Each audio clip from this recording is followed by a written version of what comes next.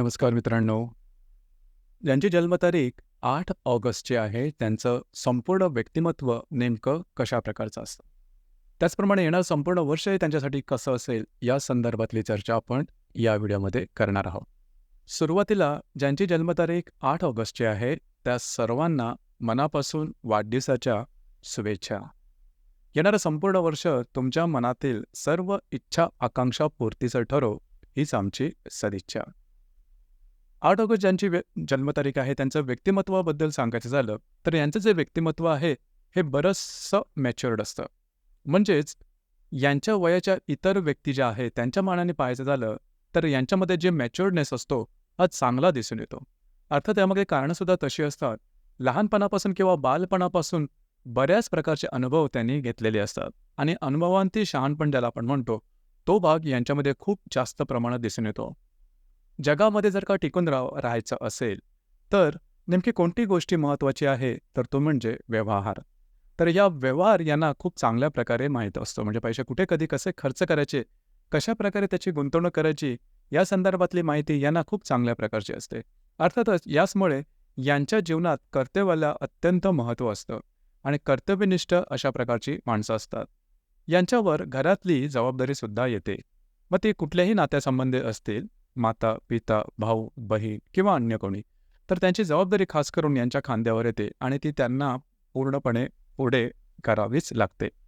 याचप्रमाणे बालपण थोडंसं आर्थिकदृष्ट्या वीकनेसमध्ये असतं, म्हणजे आर्थिकदृष्ट्या थोडंसं खराब असतं म्हणा. त्यामुळे पहिल्यापासूनच पैशाचा जी व्हॅल्यू आहे, पैशाची किंमत काय आहे, ती त्यांना चांगल्या प्रकारे ठाऊक असते आणि म्हणूनच हे त्यांच्या जीवनामध्ये पैशाला महत्त्व देणारे असतात. कारण शेवटी महत्त्व त्यालाच असतं, हे त्यांनीच अनुभवांती जाणलेलं असतं. कर्तव्याला महत्त्व असतं आणि ह्या ज्या व्यक्ती असतात, यांच्यामध्ये जो पेशन्स असतो, वाट बघण्याची जी तयारी असते, ती खूपच चांगल्या प्रकारची असते.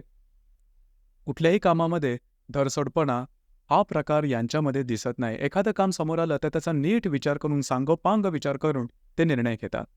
एवढं जरी असलं, तरी यांना त्यांच्या आयुष्यामध्ये बऱ्याच प्रमाणात मानापमानाच्या भावना सहन कराव्या लागतात किंवा बऱ्याच वेळा त्यांच्या मनात हा सुद्धा विचार होतो, की आपल्याबरोबर असणारी ज्या व्यक्ती आहेत, त्या जीवनामध्ये खूप पुढे गेल्या, परंतु आपल्याला तेवढी उंची गाठता आली नाही किंवा तेवढ्याच मुळात संधी मिळाल्या नाही. हे तेवढंच खरं असतं. यांना जीवनात संधी मिळणं हे थोडंसं कठीण असतं किंवा संधी मनाप्रमाणे मिळत नाही. त्याचप्रमाणे जीवनामधल्या ज्या महत्त्वाच्या घडामोडी असतात, जसं की शिक्षण आहे, नोकरी आहे किंवा व्यवसाय आहे, विवाह आहे, त्यानंतर संतती, या संदर्भातले हे जे महत्त्वाचे टप्पे आहेत, यामध्ये नेहमी उशीर झालेला दिसून येतो. अर्थात या ज्या व्यक्ती आहेत, जीवनामध्ये सेटल होतात, थोड्याशा लेट किंवा जवळजवळ 35-40 नंतर जीवनामध्ये या स्थावरता यांच्या येते. परंतु ही जी स्थावरता असते, ही कायमस्वरूपी असते. कारण यांना पैशाची किंमत ठाऊक झालेली असते. त्यामुळे हा जो भाग आहे, हा भाग थोडा महत्त्वाचा होतो. यांच्या जीवनाकडून तशा फारशा काही अपेक्षा नसतात. त्यांची स्वप्नंसुद्धा फार काही मोठी नसतात. परंतु टप्प्याटप्प्याने किंवा पायरी-पायरीने पुढे जाणारे किंवा विकास करणारे ह्या व्यक्ती असतात. याचप्रमाणे यांना माता किंवा पित्याचं सुख थोडंसं कमी मिळण्याची शक्यता असते. म्हणजे माता-पिता यापैकी एकाच कोणाचं सुख थोडं कमी असतं. खास करून यांच्यामध्ये मगाशी सांगितल्याप्रमाणे कोणा एका तरी नातेवाईकाची जबाबदारी ही येतेच. या व्यक्तींच्याबद्दल सांगायचं झालं, तर दुसरी महत्त्वाची गोष्ट म्हणजे यांच्या आवडीनिवडीसुद्धा फार काही मोठ्या नसतात. राहणीमान अतिशय नॉर्मल असतं किंवा साधेपणाचे राहणीमान यांच्यामध्ये दिसून येतात. खूप बडेजावपणा किंवा पोकळ डौल, सवंग लोकप्रियता करण्याकडे यांचा कल तसा दिसून येत नाही. दुसरी महत्त्वाची गोष्ट म्हणजे या ज्या व्यक्ती असतात, त्या दुसऱ्याला समजावून घेणाऱ्या असतात. ही गोष्ट फार महत्त्वाची आहे. दुसरी महत्त्वाची गोष्ट म्हणजे या व्यक्तीच्या बाबतीमध्ये जी हार्डवर्किंग जो नेचर ज्याला आपण म्हणतो, हा जबरदस्त दिसून येतो. म्हणजे करिअरच्या बाबतीत म्हणा, आता सध्याच्या संदर्भामध्ये असा ट्रेंड आहे, की आपल्याला जे आवडतं ते काम करावं किंवा आपल्याला जे आवडतं त्या कामामध्ये आपलं करिअर करावं. यांच्या बाबतीत ही गोष्ट तशी सहसा दिसून येत नाही. जे समोर आलेलं करिअर आहे, ते इमाने-इतबाने करावं आणि त्यामध्ये फारसे ते काय सिलेक्शन करत नाही किंवा सिलेक्टिव्ह राहत नाही. यामागचं कारणसुद्धा एकच आहे, की यांना संधी फार कमी मिळतात आणि तो अनुभव त्यांच्या गाठीशी असतो. त्यामुळे समोर आलेली संधी आपण घ्यायची, मग ती आवडीची असो आणि किंवा नसो आणि त्या बाबतीमध्ये पूर्णपणे 100% आपलं काम करायचं. यांच्या इतकी मेहनती दुसरं कुठलाही दिवस किंवा कुठलीही तारीख दिसत नाही. ही गोष्ट खूप महत्त्वाची आहे. मेहनतीच्या बाबतीत हे कंटिन्युअस मेहनत करणारे असतात. म्हणजे काम कितीही कॉम्प्लिकेटेड असलं किंवा कितीही गुंतागुंतीचं असलं, तरी ते काम करीत राहतात. त्यामुळेच बहुधा यांच्यामध्ये जो पेशन्स असतो, तो खूपच चांगल्या प्रकारे दिसून येतो. आरोग्याच्या संदर्भातलं सांगायचं झालं तर हाडांचे विकार किंवा ज्याला आपण दीर्घ मुदतीचे आजार म्हणतो, ते यांच्यामध्ये होण्याची शक्यता जास्त असते. याकडे थोडंसं लक्ष देणं गरजेचं राहील.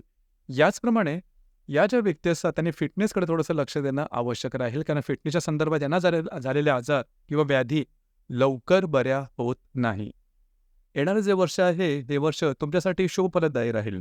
तुमची महत्त्वाची कामं पूर्ण होताना दिसतील. याचप्रमाणे जे विवाहच्छुक आहे, ज्यांना विवाह करायचा आहे, त्यांच्या संदर्भात विवाहाच्या गोष्टीसुद्धा होऊ शकतील किंवा विवाह तुमचा जमून येऊ शकेल.